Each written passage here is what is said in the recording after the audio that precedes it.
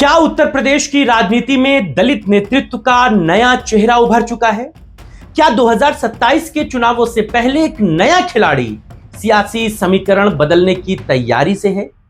नगीना से सांसद चंद्रशेखर आजाद ने बाराबंकी की जनसभा से ऐसा सियासी संदेश दिया जिसने बीजेपी से लेकर विपक्ष तक सबको सोचने पर मजबूर कर दिया है।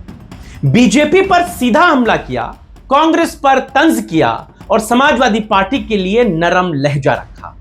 इतना ही नहीं, करणी सेना की धमकियों पर भी चंद्रशेखर आजाद ने मंच से साफ कह दिया, हम वो लोग हैं जो चमड़ा उतारना और उसका जूता बनाना जानते हैं, लेकिन हम संविधान मानने वाले लोग हैं। तो क्या चंद्रशेखर आजाद अब उत्तर प्रदेश की राजनीति में दलित वोट बैंक के नए केंद्र बनने की तैयारी कर रहे हैं? और क्या 2027 के चुनाव में उनकी भूमिका किंग मेकर की हो सकती है? अब पूरी कहानी इसी के इर्द गिर्द। नमस्कार, आप देख रहे हैं क्रिटिविजन न्यूज का एक्सप्लेनर, आपके साथ मैं हूं शबा। उत्तर प्रदेश की राजनीति में 2027 के विधानसभा चुनाव से पहले सियासी जमीन तेजी से खिसक रही है और इसी बीच एक ऐसा नेता जो लगातार अपने तेवरों से सुर्खियों में बना हुआ है, नगीना से सांसद और आजाद समाज पार्टी के राष्ट्रीय अध्यक्ष चंद्रशेखर आजाद ने बाराबंकी की जनसभा से ऐसा सियासी संदेश दिया है जिसने यूपी की राजनीति में नई बहस छेड़ दी। कांशीराम जयंती और पार्टी के स्थापना दिवस पर हैदरगढ़ में आयोजित विशाल जनसभा में चंद्रशेखर आजाद ने साफ शब्दों में कहा कि बीजेपी के साथ किसी भी तरह का गठबंधन संभव नहीं है, लेकिन बीजेपी को छोड़कर किसी भी राजनीतिक दल के साथ हाथ मिलाने के लिए उनकी पार्टी तैयार है। मंच से तो उन्होंने विपक्षी दलों को खुला न्योता देते हुए बीजेपी से डरने की जरूरत नहीं है ऐसी बातों का जिक्र किया। उन्होंने कहा कि अगर सभी विपक्षी दल एक साथ आ जाएं तो इस सरकार को सत्ता से बाहर किया जा सकता है। सभा में वो मुख्यमंत्री योगी आदित्यनाथ के उस बयान पर भी तीखा हमला बोलते नजर आए जिसमें मुख्यमंत्री ने कहा था कि प्रदेश के हर कोने में यमराज मौजूद।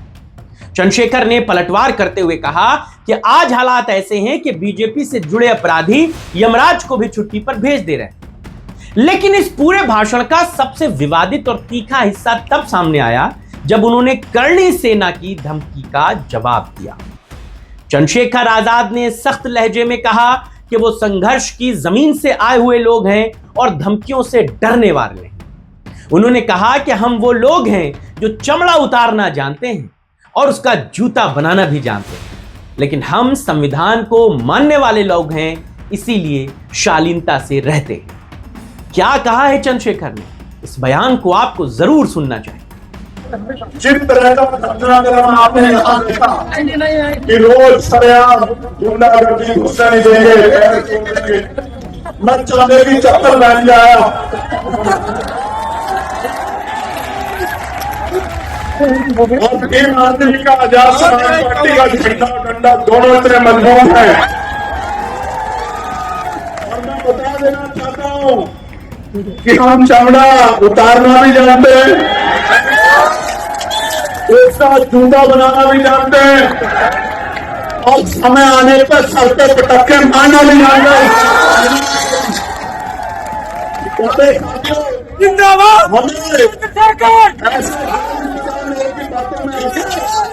जिस तरह की गैर जिम्मेदारी यहाँ के कुछ अति ऊर्जावान और गैर जिम्मेदार नौजवानों ने दिखाई, किसी इशारे पे उनकी बातों में आके हिंसा के और ऐसे वैधानिक रास्ते पे नहीं जाना। मुझसे वादा करो ऐसे हाथ आगे करके कि ऐसे गुंडों के चक्कर में नहीं पड़ोगे और अनुशासन में रह के संवैधानिक दृष्टिकोण से महापुरुषों के रास्ते पे चलने का काम करो। प्यारे साथियों, मैं कहना नहीं चाहता था, लेकिन ये बात बतानी जरूरी है।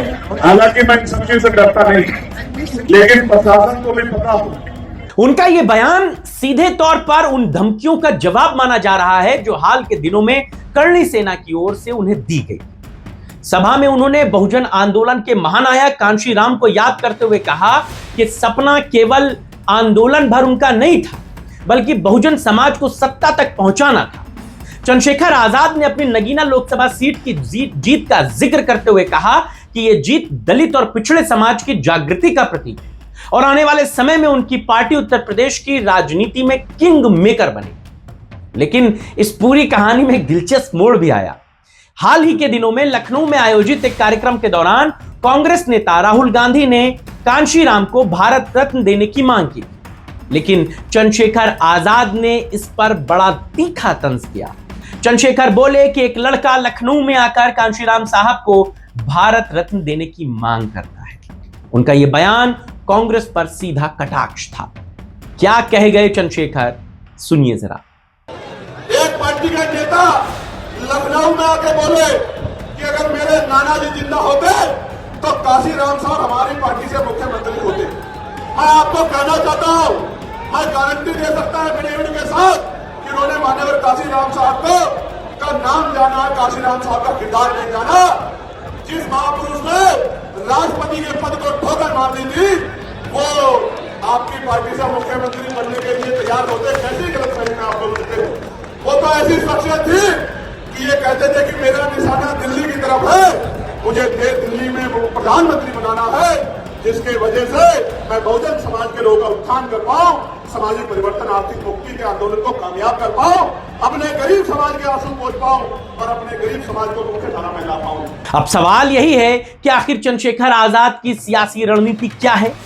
दिलचस्प बात तो यही है कि बीजेपी पर सबसे ज्यादा वो आक्रामक नजर आते हैं, लेकिन वो कांग्रेस पर भी तीखे कटाक्ष करते हैं। लेकिन बात जब समाजवादी पार्टी और उसके नेता अखिलेश यादव की आती है तो उनका लहजा उतना टकराव भरा नहीं रहता। 22 के विधानसभा चुनाव से पहले चंद्रशेखर आजाद समाजवादी पार्टी से 10 सीटों की मांग कर रहे थे। उस समय याद कर लीजिए आप, उस समय अखिलेश यादव ने उन्हें इतनी सीटें देने से साफ मना कर दिया था और दोनों के बीच गठबंधन नहीं हो पाया। वो वक्त और था, आज वक्त और है। अब चंद्रशेखर आजाद सिर्फ एक आंदोलनकारी नेता नहीं, बल्कि एक संसद में बैठे हुए सांसद हैं। पहले तो वो सिर्फ नेता के तौर पर उनकी छवि थी, दलित नेता के तौर पर, लेकिन अब वो सांसद हैं। उनकी पार्टी का संगठन है, भीम आर्मी का मजबूत नेटवर्क है और दलित युवाओं के बीच उनकी पहचान तेजी से बढ़ी। राजनीतिक जानकार ये भी कहते हैं कि बहुजन समाज पार्टी की प्रमुख मायावती की सक्रियता कम होने के बाद उत्तर प्रदेश में दलित राजनीति में एक बड़ा खालीपन पैदा हुआ और चंद्रशेखर आजाद ने उसी जगह को भरने की कोशिश की। और यही वजह है कि उनकी भाषा आक्रामक है, तेवर तेज हैं, लेकिन रणनीति बेहद सोची समझी है। यानी ये बात तो क्लियर कट है कि चंद्रशेखर आजाद के ये बयान सिर्फ भाषण भर नहीं है, बल्कि 27 के विधानसभा चुनाव से पहले अपनी राजनीतिक ताकत दिखाने की वो कोशिश कर रहे हैं। और ये बात यहां से समझिए कि क्या चंद्रशेखर आजाद उत्तर प्रदेश में दलित राजनीति का नया चेहरा बन पाएंगे, या फिर यूपी की राजनीति में यह मुकाबला अभी और दिलचस्प होने वाला है, क्योंकि वो तो खुलकर कहते हैं कि वो बीजेपी के अलावा किसी भी पार्टी से गठबंधन करने को तैयार है। अगर वो किसी भी पार्टी से गठबंधन करने को तैयार हैं, तो फिर कांग्रेस के सुप्रीमो राहुल गांधी पर वो ऐसी टिप्पणी क्यों करते हैं? यह भी सवाल राजनीतिक पृष्ठभूमि से जुड़ा हुआ है। आपको यह खबर कैसी लगी आप बताइएगा, आपके राय और विचारों का इंतजार रहेगा। फिलहाल इस खबर में बस इतना ही। नमस्कार।